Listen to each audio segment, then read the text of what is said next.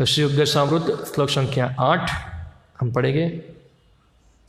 पाठ तो नहीं हो पाएगा क्योंकि लिखा नहीं है, मैं श्लोक उच्चारण करता हूँ खुद। तन्नाम रूप चरितादिषु कीर्तनानु स्मृत्यो क्रमेण रसनामसि नियोज्य तिष्ठन् व्रजे तदनुरागी जनानुगामी कालं नयेदखिलमित्युपदेशसारम्। तो ये यहाँ बताते तन्नाम रूप चरितादु सुकीर्तनानो। तन्नाम किसका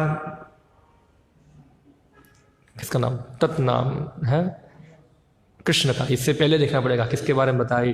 तत् जब आता है यानी कि जो इसके पहले जो लिखा गया है उसका कंटिन्यूएशन चल रहा है। तत्नाम यानी कि इससे पहले ये बताया था। इससे पहले श्लोक क्या था, किसको याद है?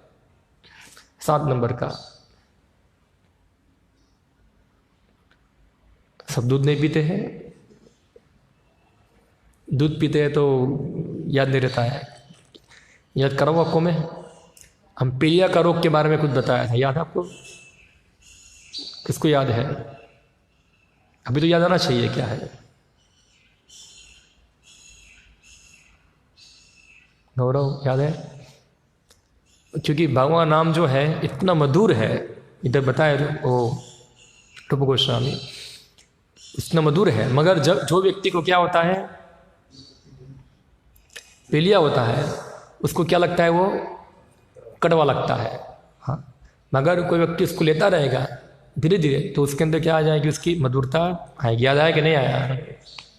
हम भूल जाते हैं, हमारा दिमाग पूरा स्पेस्ड आउट है, ऐसा है। तो ये बताया। तो यहाँ तत्नाम यानी कि पहले की बात हो रही है, पीलिया वाले जो नाम जिसको कड़वा लग रहा था, मगर ये रूप गोस्वामी आगे बताते हैं ऐसा है। तन्नाम रूप चरितादि सुकीर्तनाशो। भगवान का नाम, रूप, चरित, उनकी लीला, सुकीर्तनानुष आदि नाम, रूप, गुण, लीला, परिकर, ये सब जो है 24 घंटे उसका स्मरण करना चाहिए, 24 आवर्स। मैं एग्जैक्ट अनुवाद पढ़ता हूँ उसका क्या लिखा है श्री प्रभुपाद ने। समस्त उपदेशों का सार यही है कि मनुष्य अपना पूरा समय 24 घंटे भगवान के दिव्य नाम, दिव्य रूप, गुणों तथा नित्य लीलाओं का सुंदर ढंग से कीर्तन तथा स्मरण करने में लगा है। ये क्या है? एसेंस बताया गया है। एसेंस, ये हमारा गोल है कि हमारा मन जो है, पूरा बुद्धि मन जो हमेशा इस चीज में एंगेज हो जाए। तन्नाम रूप चरितादिषु सुकीर्तनात्। मुश्किल है। हम देखते हैं जो व्रजवासी है उनके लिए नेचुरल है ये। हाँ, हम देखा था उस दिन सभी जी बता रहे, जैसे खास करके वृंदावन के अंदर यशोदा माता है या गोपिया है या तो वहाँ के जो लोग हैं, उनके लिए ये कार्य क्या है? स्वाभाविक है, उनके नेचुरल है। एक समय के अंदर हम सांस बंद कर सकते हैं। सांस बंद करना नेचुरल बताया गया है ना, नेचुरल क्रिया है। हम सांस लेते हैं तो हम सोचते नहीं कि मैं सांस ले रहा हूँ, ऐसा है, एक नेचुरल क्रिया है। मगर एक समय ऐसा आएगा कि हम सांस बंद कर सकते हैं। मगर ये जो व्रजवासी है वो लोग तन्नाम चरित गुण आदिशु, ये जो चीज़ को वो भूल सकते हैं नहीं। उनका मन उसमें अब्सॉर्ब है, पूरा उसके अंदर तन्मयी है उसके अंदर वहाँ।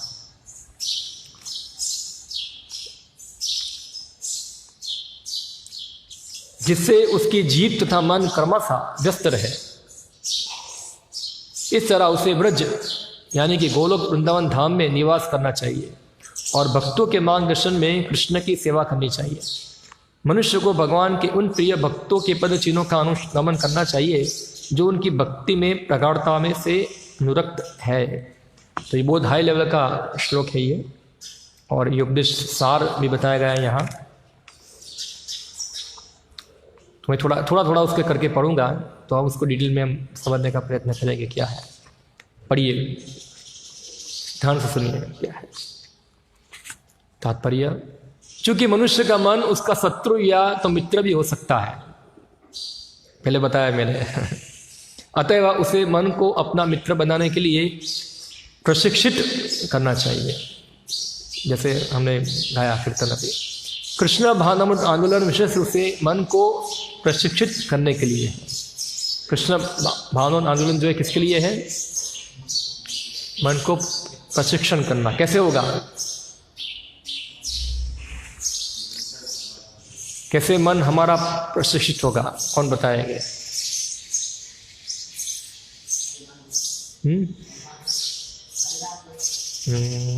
एग्जैक्टली उत्तर नहीं, वो नहीं है।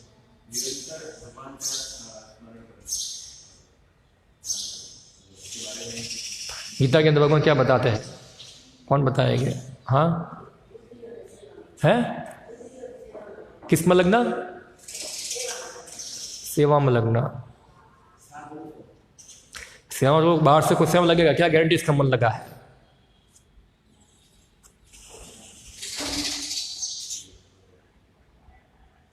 मैं उदाहरण दूँ आपको, क्या है?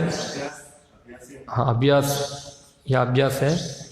और अभ्यास यानी कि व्यक्ति को क्या करना पड़ेगा कि उसको सबसे पहले अपनी मन की बात नहीं माननी है, जो ऊपर से बताए उसकी बात माननी है। वहाँ ये सबसे पहला फॉर्मूला है, क्योंकि हर व्यक्ति जो है अपने मन के अनुसार चलता है। जो मन चाहता है उसको स्वीकार करता है, जो मन चाहता है उसको रिजेक्ट करता है। तो सबसे पहले मन को कंट्रोल करना है, तो उसका प्रशिक्षण कहाँ से चालू होगा? आदो गुरु आश्रय। व्यक्ति को एक गुरु के आश्रय में जाना है वहाँ, और फिर गुरु के मार्गदर्शन के अंदर उसको भक्ति में सेवा प्रारंभ करी। यानी गुरु क्या करेगा? उसके मन को प्रशिक्षित करेगा। यानी अभी वो खुद अपने अनुसार कुछ कार्य नहीं करेगा। जैसे छोटा बच्चा होता है, उसके हर कार्यकलाप नियंत्रित कौन करता है? उसके माता पिता। उसके लिए ज़रा इंडिपेंडेंस होता नहीं। ऐसा नहीं कि बच्चे को छोड़ दिया, तो जो खाना है वो खाए, जो पहनना है वो पहने, जो भी घूमना है वो फिरे। उसके हर कार्यकलाप को नियंत्रित करते हैं उसके माता पिता। उसी प्रकार जिसका मन जो नए हैं, कनिष्ठ है, उनके मन को प्रशिक्षित करने के लिए गुरु जो है वह शास्त्रों के विधि विधानों के द्वारा उसके मन को बांधते हैं, उसके मन को कंट्रोल करते हैं वहाँ। मगर जनरली लोग होते हैं मन को बांधने को तैयार होते नहीं हैं। तो गुरु के पास जाना, उससे दीक्षा ग्रहण करने का मतलब यही है। इसका मतलब क्या है कि अभी हम हमारे मन अनुसार नहीं चलेंगे, अभी हम जो शास्त्र गुरु साधु बताते हैं उसके अनुसार हम जीवन जिएंगे। ऐसा है। तो जितना व्यक्ति गुरु साधु शास्त्रों के नियम को स्वीकार करता है, उतना उसके मन को नियंत्रित करता है। और जितना गुरु साधु शास्त्र के नियम को तोड़ता है, उतना उसका मन क्या होता है? वह नियंत्रित होता है। यहाँ समझिए क्या है फर्क इसके अनुसार। तो श्री प्रभुपाद जी बताते हैं कि कृष्ण भावनामृत आंदोलन जो है वो खास करके मन को नियंत्रित करने के लिए बनाया गया है। तो कृष्ण भावनामृत की प्रवृत्ति जो है वो मन को नियंत्रित करने के लिए यहाँ, जैसे जिससे वह सदैव कृष्ण के कार्यों में लगा रहे। मन में सैकड़ों हजारों संस्कार है जो ना केवल इस जन्म में है अपितु विगत अनेक अनेक जन्मों में भी हैं। कभी कभी ये संस्कार एक दूसरे के संपर्क में आकर विरोधी चित्र उत्पन्न करते हैं। इस प्रकार मन का कार्य बद्ध जीव के लिए खतरनाक बन सकता है। तो यहाँ श्री प्रभुपाद जी बताते हैं कि इस प्रकार प्रशिक्षित करना है मन को कि हमेशा मन जो है कृष्ण कार्यों में डूबा रहे, यहाँ इसमें लगा रहे। ये एसेंस है। जैसे हमने देखा तदनाम गुण चरितादि पूरा, जैसे 6 गोस्वामी लोग थे, पूरा हमेशा कृष्णा कीर्तन गान नर्तन परो, उससे पूरा व्यस्त, पूरा उनका मन एब्जॉर्ब है। ऐसा नहीं कि उनको जोर लगाना पड़ता है, जबरदस्ती करना पड़ता है। उनके लिए नेचुरल है ये चीज़। मगर जो कनिष्ठ भक्त है उनके लिए ये चीज़ नेचुरल नहीं है, तो उनको बांधा जाता है वहाँ। तो जो मन के अंदर, क्योंकि मन का जो प्रशिक्षण जो हुआ है अभी तक वो पूरा उल्टा हुआ है। हमेशा भक्ति विरोधी कार्यों में ही मन जो है उसका रुचि रहा है अभी तक का। तो मन जो जो कार्य किया है ये सब कार्य के इम्प्रेशन मन के ऊपर होती है, कुछ छाप बोलते हैं हम लोग। जैसे कैसे होता है ये छाप कैसे बनती है? जैसे कोई एक चीज़ है उसका संगति करते हैं। जैसे उदाहरण मैं आपको दूँ, कोई टीवी देखता है तो टीवी का संग किया तो एक संग, उसका संग हुआ।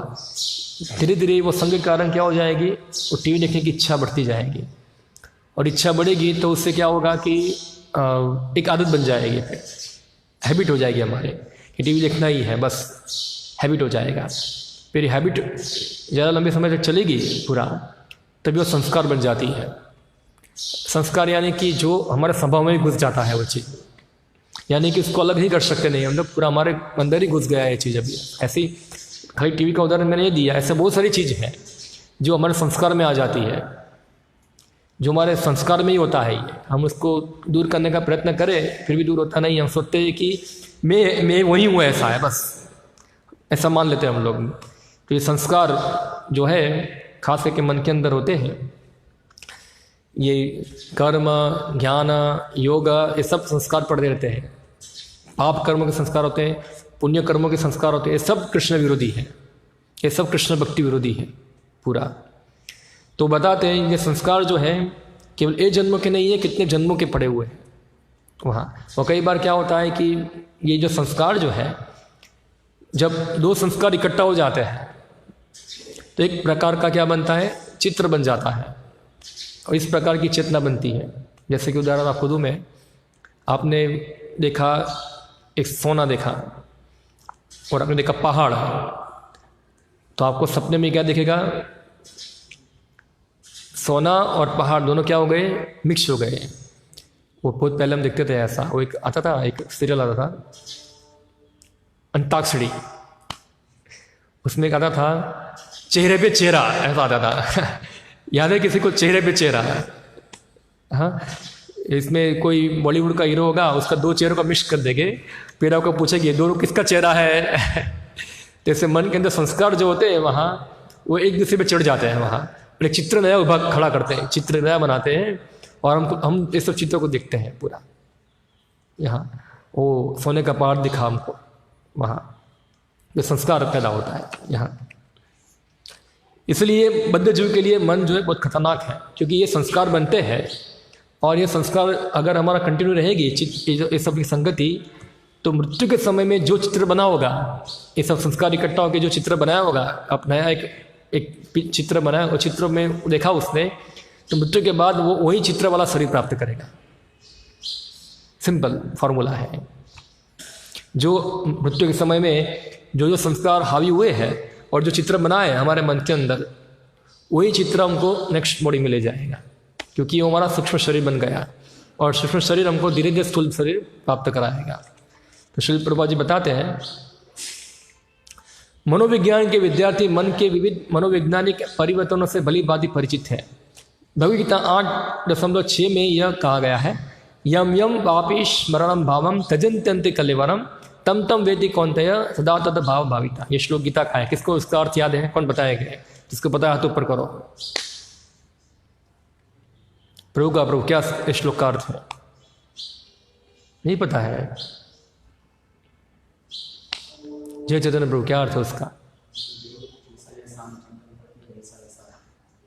यम यम वापि स्मरणम भावम, यम यम वापि, जो व्यक्ति जो भाव का स्मरण करता है, भाव यानी कि जो मैंने बताया आपको क्या है, भावना हमारी, स्मरण त्यजन्ते अंते कलेवरम, त्यजन्ते अंते, अंते यानी कि मृत्यु समय में, कलेवरम यानी कि शरीर को छोड़ता है, तम तम वो भाव वाला, तम तम वेति कौन्तेय, जो भाव जो है उस प्रकार के शरीर को प्राप्त करता है। जो भाव में शरीर छोड़ा है वो भाव को प्राप्त करे वहाँ नेक्स्ट शरीर के अंदर। मृत्यु के समय जीव के मन तथा बुद्धि अगले जीवन के लिए एक विशेष प्रकार के सूक्ष्म स्वरूप वाले शरीर का निर्माण करते हैं। यदि मन सहसा ऐसी वस्तु के संबंध में सोचता है जो हितकर नहीं है, तो उसे अगले जन्म में उसी के अनुसार जन्म लेना पड़ता है। तो ये बताया, बुद्धि मन जिस प्रकार हमारी स्थित होगी उस प्रकार से हमको नेक्स्ट जन्म लेना पड़ेगा। अभी हमको थोड़ा सोचना है, ये सब पढ़ के हमको समझना है कि मेरी स्थिति क्या है। चलो मैं मर जाऊं अभी तो मैं कहाँ जाऊंगा? हाँ, अभी मेरी स्थिति क्या है? क्या मेरा मन जो है इस प्रकार डेवलप हुआ है कि मैं भगवान का स्मरण कर पाऊँ? ऐसा है कि मेरे मन के अंदर बहुत सारी भौतिक इच्छाएं पड़ी हुई है, अभी भौतिक इच्छाओं को भोगने के बहुत सारे प्लान पड़े हुए हैं, ऐसा है, बहुत सारी कामनाएं हैं, तो मेरा क्या होगा उसके अंदर? हम विचार करते हैं कभी इसके ऊपर, सोचते हैं कभी क्या होगा, हमको इसका भय लगता है कभी हमको ये क्या मेरा गति होगा इसके अनुसार, हमको भय, हम बिंदास हैं, हम क्या है, जो होगा वो देखा जाएगा। मृत्यु के समय में भगवान नाम ले गया, ऐसा है, अभी तो जी लो, क्या है। मगर यहाँ बताते कि ये एकदम से नहीं हो पाएगा, प्रभुपाद जाके बताएंगे इसके बारे में।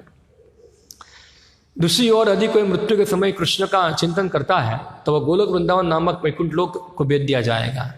देहांतर की यह विधि अत्यंत सूक्ष्म होती है, अतएव श्री रूप गोस्वामी भक्तों को अपने मनों को प्रशिक्षित करने का उपदेश देते हैं, जिससे वे कृष्ण के अतिरिक्त और कुछ भी स्मरण ना रख सके। तो हम जैसे मैंने बताया कि मन को नियंत्रित करने के लिए क्या है, रूल्स और रेगुलेशन, हाँ, नीति नियम में मन को बांधना। तो हम देखते हैं कि सभी शास्त्रों के अंदर यही चीज़ है, एक होती है विधि और एक होता है निषेध। विधि यानी कि जो करना है, निषेध यानी कि जो नहीं करना है। जो नहीं करना बताया गया शास्त्र में वो हम करते हैं तो क्या होगा,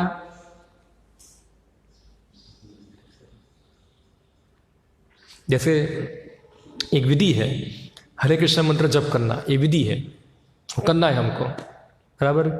और निषिद्ध क्या है, मांस नहीं खाना है, जुआ नहीं खेलना है, ऐसे बेसिक ऐसे बहुत सारे निषिद्ध शास्त्र में बताए गए हैं। तो एक तरफ आप हरे कृष्ण मंत्र जप कर रहे हो, और एक तरफ आप 4 नियम तोड़ रहे हो, तो क्या होगा, आप विधि भी पालन कर रहे हो और निषिद्ध को छोड़ रहे हो, तो क्या हमारा प्रगति होगा उससे। तो श्री प्रभुपाद उदाहरण देते हैं, एक यज्ञ हो रहा है, एक कुंड है यज्ञ का, उसमें आपने क्या किया, स्वाहा घी डाला, जिससे क्या हो जाए, अग्नि प्रकट हो। स्वाहा तो डालना चाहिए घी को, जिससे अग्नि क्या हो, बलवान हो, प्रकट हो। तो यहाँ स्वाहा किया, फिर यहाँ से पानी डाला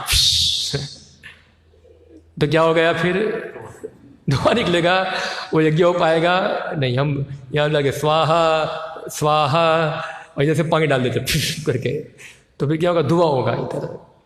तो ऐसी स्थिति है विधि और निषेध।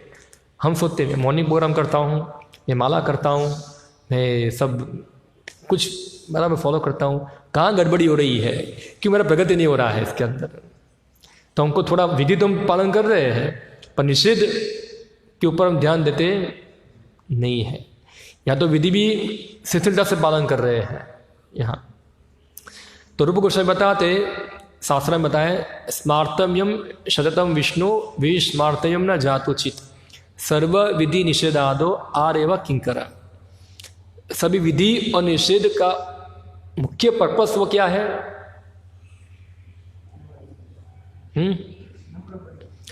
हमारे मन में हमेशा विष्णु का स्मरण करना और विष्णु को कभी भूलना नहीं। ये सभी विधि और निषेध का क्या है, अल्टीमेट गोल है, इसका ऑब्जेक्टिव है ये।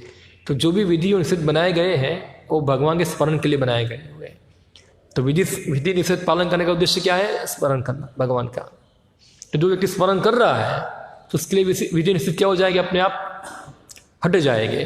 जैसे कोई व्यक्ति बीमार है, तो बीमार व्यक्ति को अच्छा करना क्या है, उद्देश्य है। तो बीमार व्यक्ति के लिए कुछ विधि और निषेध होते हैं, दवाई लेना है, ये खाना है, ये नहीं खाना है। अब ये चीज को पालन करना है कब तक, जब उसका स्वास्थ्य अच्छा ना हो जाए। तो जब बीमारी होती है उसको तो खाना भी खिलाया जाता है ना उसको, हाँ, मगर वो खाने का आनंद ले पाता नहीं क्योंकि बीमार है। जब वो अच्छा हो जाएगा तो वही खाना खाएगा, मगर कैसे खाएगा वो, उसको आनंद मिलेगा। तो अभी हम बीमार है, तो जो हमारी विधि भी है ना, वो हमारा खाना ही है। क्या है, हरिनाम संकीर्तन करना, भागवत पढ़ना, प्रसाद ग्रहण करना, भक्तों का संग करना, ये सब हम पालन करते हैं। ये बीमारी की दवा है, ऐसा है। और जब बीमारी अच्छी हो जाएगी तो यही करना है। तो जब बीमारी अच्छी हो जाएगी तो उसमें ज़्यादा रुचिकर लगेगी, ज़्यादा रुचिकर लगेगी, वो नेचुरल हो जाएगी हमारे लिए ये चीज़ पूरा। तो जो यहाँ बताए रूप गोस्वामी कि जो खास करके वृंदावन के भक्त लोग हैं, यानी कि ये हमारा गोल है। क्या है? हमेशा हमारा मन जो है कृष्ण के अंदर एब्जॉर्ब रहे पूरा। हाँ, तन्नाम रूप चरिता आदि इस सब के अंदर एब्जॉर्ब पूरा हो जाए वहाँ। तो श्रील प्रभुपाद जी बताते हैं, इसी प्रकार जीव को केवल कृष्ण के विषय में बोलने के लिए और केवल कृष्ण प्रसाद चखने के लिए प्रशिक्षित करना चाहिए। अब ये चीज़ को हम समझेंगे क्या है कि जीवा जो है केवल कृष्ण के बारे में बोले और कृष्ण प्रसाद ग्रहण करने के लिए प्रशिक्षित करना चाहिए। प्रशिक्षित यानी कि इसकी आदत नहीं अभी है। जीव को भगवान कृष्ण के अलावा कृष्ण के बारे में बोलने की आदत नहीं है, उसके अलावा और सब बोलने की आदत है, तो उसको ट्रेनिंग करना है। अभी आप देखो जो वृंदावन के भक्त हैं उनके लिए कृष्ण के बारे में बोलना क्या है? सहज है। उसको आप जीभ बंद कर दो ना तो बंद नहीं कर पाएंगे। एक कहानी सुना था, हमारे गुरु महाराज बता रहे थे एक बार, ऑथोराइज नहीं है मगर एक ऐसे ही कुछ महाराज बोलते इसमें कुछ अच्छी शिक्षा प्राप्त होती है ऐसा। तो एक बार चैतन्य महाप्रभु जो थे वो शौच करने जाते थे। शौच पहले शौच के लिए बाथरूम नहीं थे ऐसा, टॉयलेट नहीं थे। शौच करने कहाँ जाना है? तो फील्ड में जाते हैं, खेत में जाते हैं। शौच करने बैठते हैं तो हरे कृष्णा कृष्णा कृष्णा हरे उनके जीवा से चलता रहता है। तो कुछ लोग बताए ऐसा, तुम हरे कृष्णा बोलते हो, शौच करते समय हरे कृष्णा बोलते हो, तुमको पता नहीं तुम जो क्रिया करो उसमें ऐसा नहीं बोलना चाहिए वहाँ ऐसा। बोला क्या करूँ, मैं कंट्रोल कर पाता नहीं, मेरे जीभ से अनायास ही नाम निकलता है पूरा। तो फिर क्या करो, अभी तुम शौच करने जाओ तो नाम मत बोलना। तो फिर क्या कर दिया, उसने जीभ पकड़ लिया। फिर भी तो हरे कृष्णा तो रोक पाया नहीं, इसको सहज बोलते हैं, ये सहज है ऐसा है। तो जो वृंदावन के भक्त हैं उनके लिए भगवान कृष्ण का स्मरण करना सहज है, नेचुरल है। उनकी जीभ नेचुरली कृष्ण के बारे में बोलेगी, नेचुरली कृष्ण प्रसाद के बारे में सोचेगी। तो ये सहज बताया गया है। श्रील रूप गोस्वामी आगे सलाह देते हैं, तिष्ठन्त व्रजे, मनुष्य को वृंदावन में या व्रजभूमि में किसी भाग में रहना चाहिए। व्रजभूमि 84 कोश के क्षेत्रफल तक मानी जाती है। 1 कोश 2 वर्ग मील के बराबर होता है। जब मनुष्य वृंदावन को अपना आवास बनाता है तो उसे वहाँ किसी समुन्नत भक्ति की शरण ग्रहण करनी चाहिए और इस तरह मनुष्य को कृष्ण तथा उनकी लीलाओं के ही विषय में सोचना चाहिए। क्यों इसकी और अधिक व्याख्या श्री रूप गोस्वामी ने भक्ति रसम सिंधु में की है। फिर बताते हैं कि व्यक्ति को वृंदावन में जाना चाहिए। चलो टिकट बुक कराओ और वृंदावन में जाते हैं। वृंदावन में जाने का मतलब क्या है? तो वृंदावन में जाना है, वृंदावन मतलब क्या है पहले हमको ये समझना है। वृंदावन मतलब क्या है? हाँ, अद्वैत आचार्य बताते हैं चैतन्य महाप्रभु को, तुम जहाँ भी जाओ वो क्या है? वृंदावन है। जहाँ भी चैतन्य महाप्रभु जाते हैं वो वृंदावन है। यानी कि जहाँ भगवान की कथा होती है, भगवान का सेवा होता है, भगवान की आराधना होती है, वो सब भगवान से, भगवान के धाम से भिन्न है। श्रील प्रभुपाद जी इस्कॉन के मंदिर को वैकुंठ लोक बताए। क्या है कि वैकुंठ लोक है ऐसा, ये कोई बौद्ध जगत का बाग नहीं है। तिष्ठन व्रजे यानी कि वो जगह पे रहो जहाँ भगवान की सेवा पूजा होती हो। तो कोई वृंदावन में रहे या जहाँ भगवान की सेवा होती है वहाँ रहे, दोनों एक है, कोई फर्क नहीं वहाँ। फिर बताते हैं कि फिर उसको उन्नत भक्तों की शरण ग्रहण करके वहाँ से भक्ति में सेवा करनी चाहिए। हाँ, मैं पढ़ता हूँ आगे। एक्चुअली बहुत डीप श्लोक है, ये बहुत डिटेल है ऐसा, मैं उसको कंप्लीट भी नहीं कर पाऊँगा क्योंकि थोड़ा हाई लेवल का है ये सब श्लोक। मैं तात्पर्य खाली पढ़ता हूँ क्या है। कृष्ण स्मरण जनम चास्य प्रेष्ठ निज समीहितम तत्कथाश्चरस्ताचो कुर्याद वासम ब्रजे सदा। भक्तों को सदैव व्रज के दिव्य क्षेत्र में निवास करना चाहिए और सदैव कृष्णम स्मरणम जन्म चास्य पृष्ठम अर्थात श्री कृष्ण तथा उनके प्रिय पार्षदों के स्मरण में लगना चाहिए। ऐसे पार्षदों के पद चिन्हों पर चलकर और उनके नित्य पथ निर्देशन में आश्रय लेकर भक्त भगवान की सेवा करने के लिए प्रबल इच्छा प्राप्त कर सकता है। श्री रूप गोस्वामी भक्ति रसम सिंधु में बताते हैं, ये श्लोक भी बहुत महत्वपूर्ण है। सेवा साधक रूपेण सिद्ध रूपेण चात्रहि तद्भावा लिप्तुना कार्य व्रज लोकानुसारतः। व्रज के क्षेत्र व्रज धाम में मनुष्य को परमेश्वर श्री कृष्ण की सेवा भगवान के पार्षदों की सी भावना से ही करनी चाहिए और उसे अपने आप को कृष्ण के किसी विशेष संगी से प्रत्यक्ष मार्गदर्शन के अंतर्गत रहकर उनके बद्ध चिन्हों का पर चलना चाहिए। यह विधि साधन बद्ध बंधन की अवस्था में संपन्न किया जाने वाला आध्यात्मिक अभ्यास तथा साध्य भगवत साक्षात्कार दोनों ही अवस्थाओं में लागू होती है। जब कोई सिद्ध पुरुष अर्थात आध्यात्मिक रूप से पूर्ण आत्मा होता है, ये बहुत इंपॉर्टेंट श्लोक है, ये भक्ति रसायन सिंधु में आता है ये श्लोक। सेवा साधक रूपेण, साधक रूप में सेवा, सिद्ध रूपेण चाप्त्र ही, तो साधक रूप में सेवा और सिद्ध रूप में सेवा यहाँ बता रहे। तद्भावा लिप्तुता कार्यम व्रजलोकानुसारतः, इसका अर्थ है, यही कंप्लीट करूँगा, ये आगे तो नहीं बढ़ पाऊंगा, समझिए क्या है इसके अंदर। हम देखते हैं भक्ति दो प्रकार की होती है, तीन प्रकार की होती है। कौन कौन सी है? भक्ति रसायन सिंधु में तीन विभाग बताए भक्ति के, कौन कौन से, कौन बताए? जिसको पता है हाथों पर करो, जिसको नहीं पता है उसको प्रसाद नहीं मिलेगा आज। भक्ति अभी तो सर्वसाची पूरा प्रवचन देके गए, पूरा रूप शिक्षा, सनातन शिक्षा, कहाँ गया सब? ये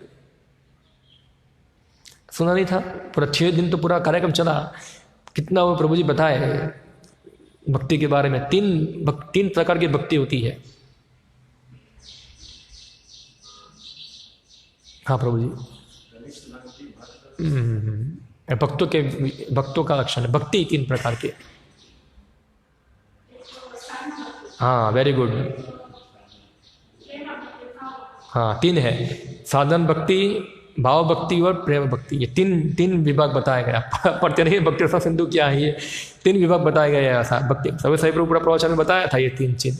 3 प्रकार की भक्ति होती है, साधन भक्ति, भाव भक्ति और प्रेमा भक्ति। और साधन भक्ति के भी 2 भाग बताए गए हैं।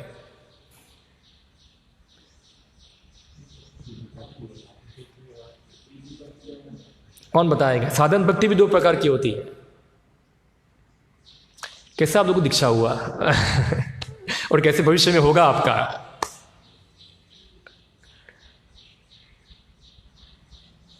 केतन महाराज है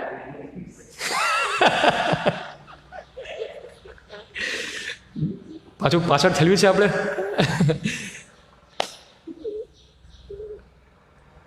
क्या करूँ अभी मैं?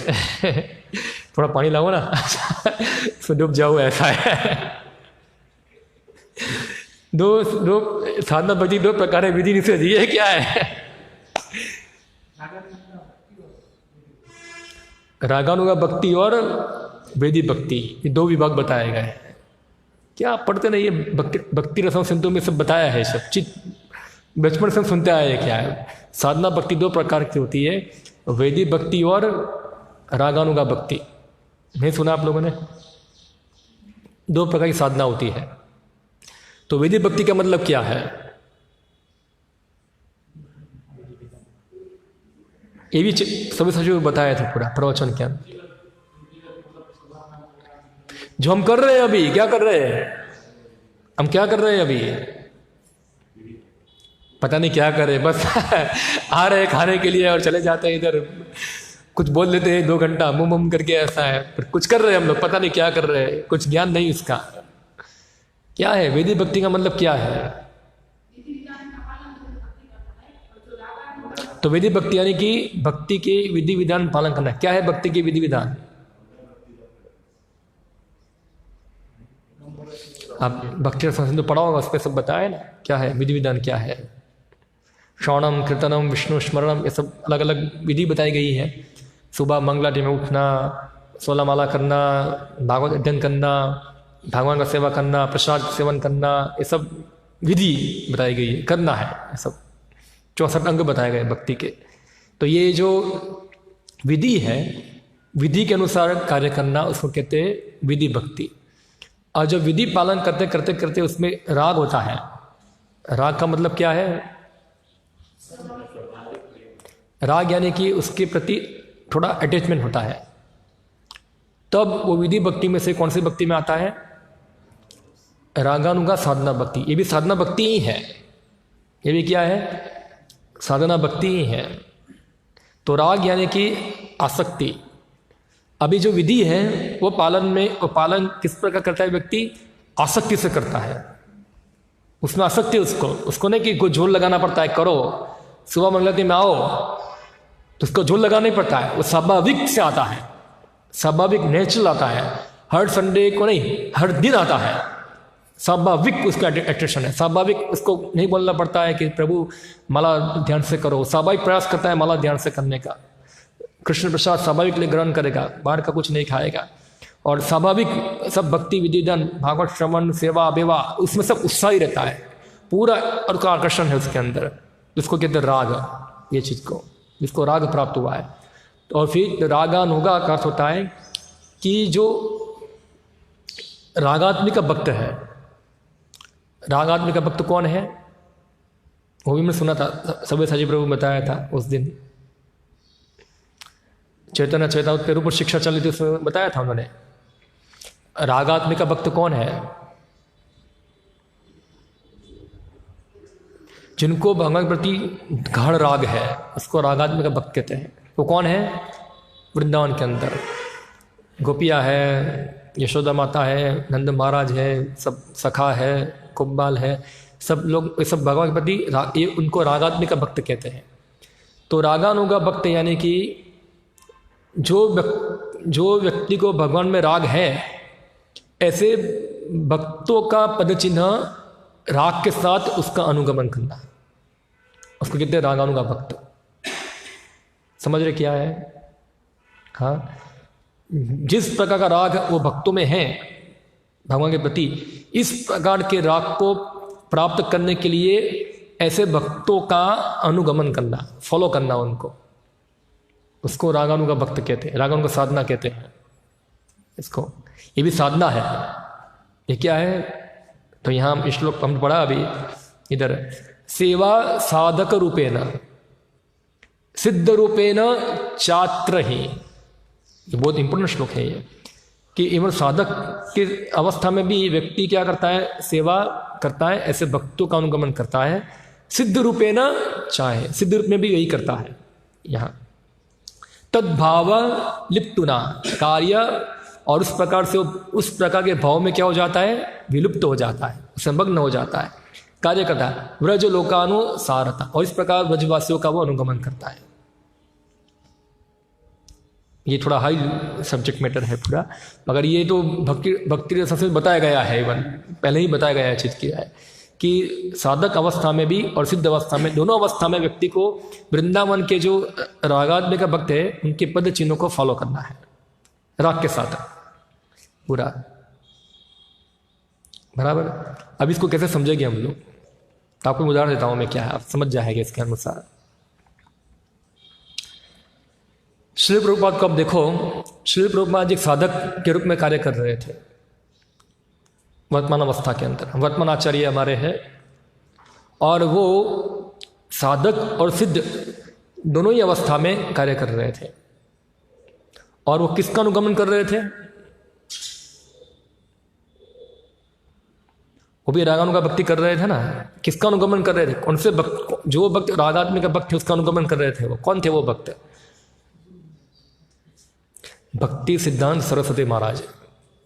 कौन थे वो? कि वो भक्ति सिद्धांत सरस्वती महाराज रागात्मिक भक्त है। हाँ, वो भी उनके बारे में बताया है कि भक्ति सिद्धांत सरस्वती महाराज का जो सिद्ध रूप है उनका, चैतन्य महाप्रभु के भक्तों के दो रूप होते हैं। एक गौ लीला में होता है और एक कृष्ण लीला में होता है। दोनों एक ही है और दोनों रूप सनातन है। देखिए दोनों रूप क्या है? सनातन है। ऐसा नहीं कि जब भक्ति सिद्धांत सरस्वती महाराज आए तो ऊपर उनके जो कृष्ण लीला रूप था खत्म हो गया। ये दोनों रूप सनातन है, ऐसा है। तो जो गौ लीला के अंदर जो रागात्मिक भक्त है, ऐसा है, वो आते हैं चैतन्य महाप्रभु की सेवा करने के लिए। हम आप थोड़ा ध्यान से सुना होगा तो आई थिंक एक दिन पहले सव्यसाची प्रभु ने कीर्तन गाया था, आपने सुना होगा। कीर्तन क्या था?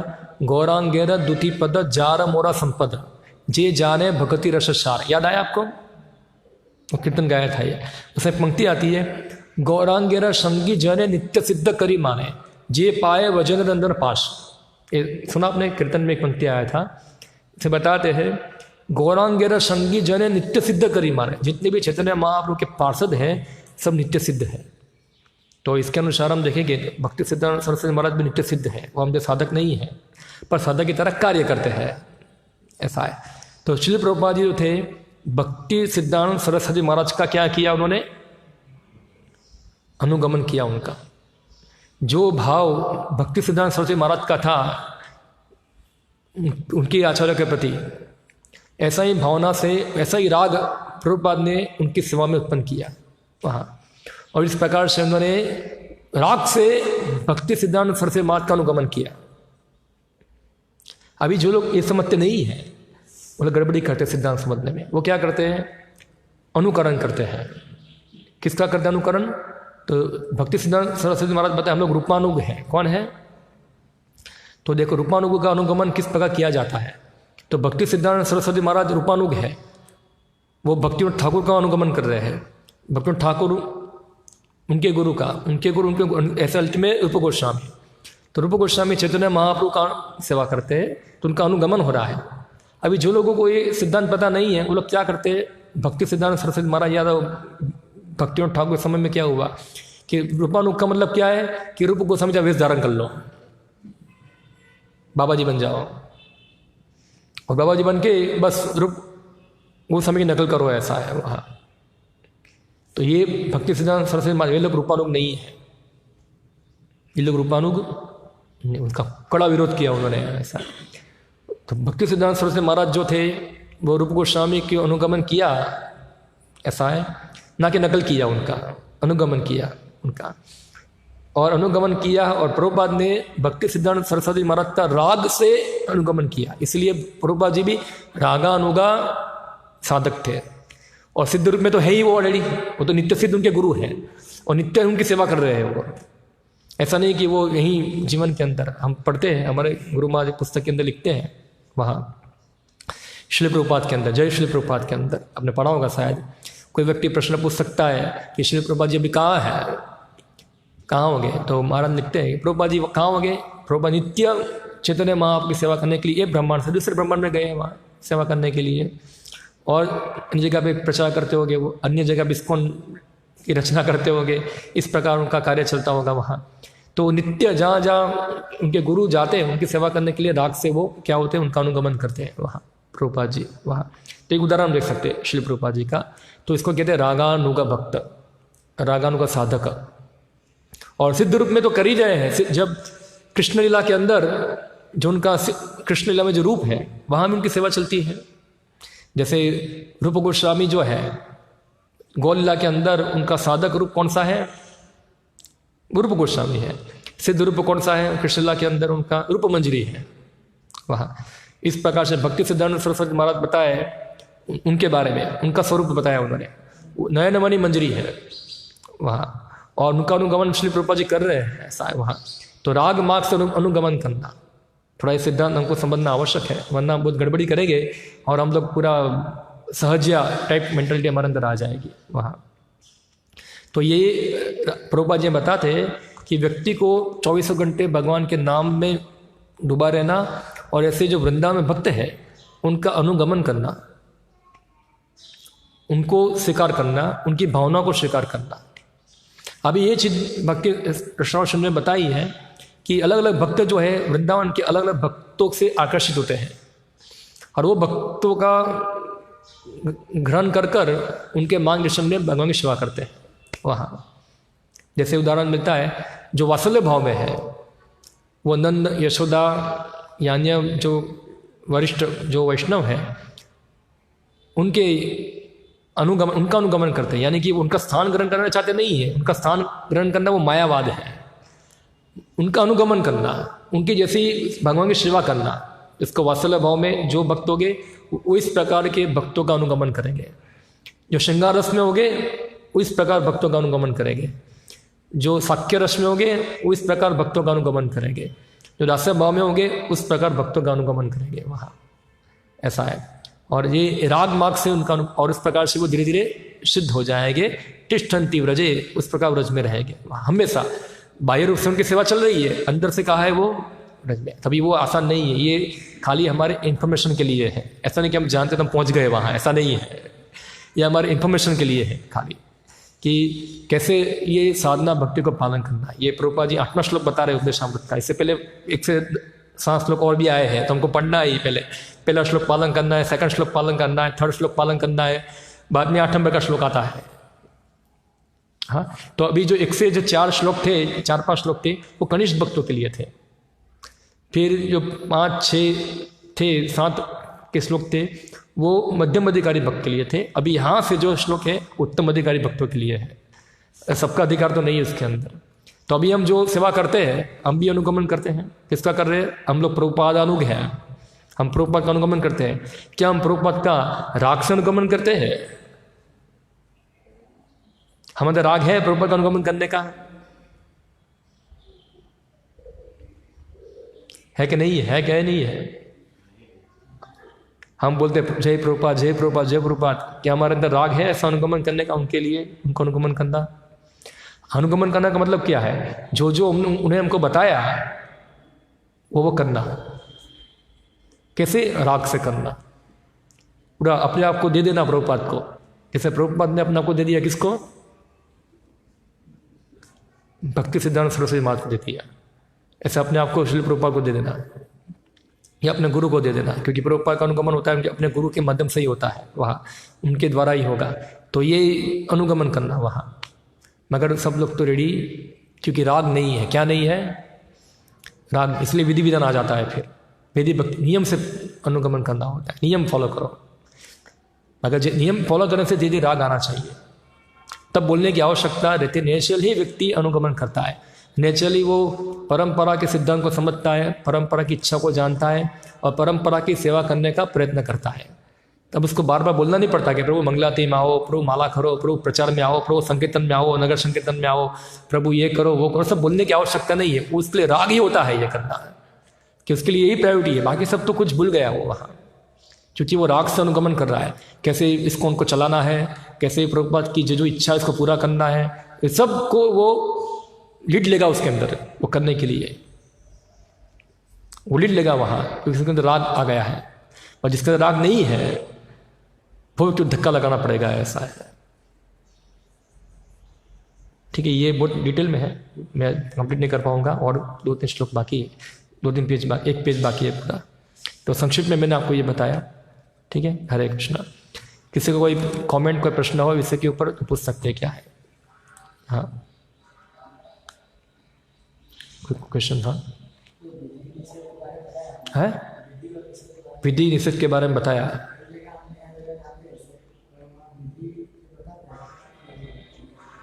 विधि बताते ये करना है। हाँ,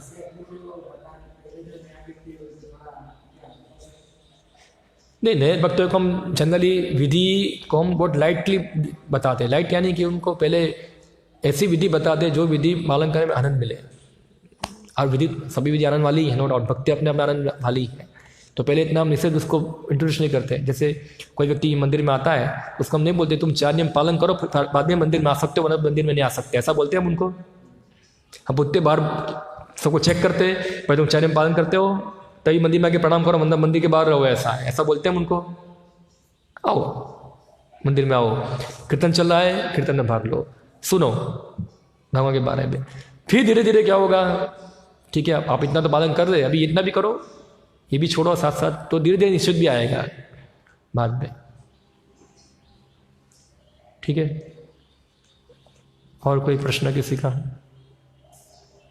तो मेरी आपसे विनती है, आप सब पढ़िए, प्रभुपाद के पुस्तक सब पढ़ना बहुत आवश्यक है, ये सब जानना बहुत जरूरी है। हम लोग जो है कैसे भक्ति में प्रगति करेंगे, वरना कैसे, अगर ऐसा नहीं है कि हम ये उपहार को चुक जाए, मिस कर जाए। एक्चुअली यही सब टेस्ट है। एक चीज़ बताते हैं, विश्वनाथ चक्रवर्ती ठाकुर बताते हैं, थोड़ा एसोटेरिक सब्जेक्ट मैटर है, ऐसा है। वो बताते श्रीमद् भागवतम का पढ़ना, प्रभुपाद की पुस्तक, यानी कि जो भी कृष्ण के बारे में सुनना, पढ़ना, जो भी है कृष्ण कथा जो है, ऐसा है, वो इस ऐसी है जिस प्रकार गोपी जो है भगवान के होठों को चुमने से आनंद प्राप्त करती है। दोनों सेम ही है, कोई फर्क नहीं है, ऐसा है, दोनों में एक ही है, सेम है, सेम दोनों सेम है कि ये भी भगवान से मुँह से निकलने वाली है। भगवद गीता है, भागवतम है, और कोई व्यक्ति उसको ग्रहण करता है वो सेम रेडिस करेगा ये मधुरता को पूरा। तो देखो हमको ये समझना, ये सब बहुत स्वीट है, ये सब ग्रंथ है, चैतन्य चैतामृत है, भागवतम है, भगवद गीता है, कितना सारा ग्रंथ है, अनलिमिटेड पूरा, मगर क्या है, रुचि नहीं है। ठीक है, हरे कृष्णा।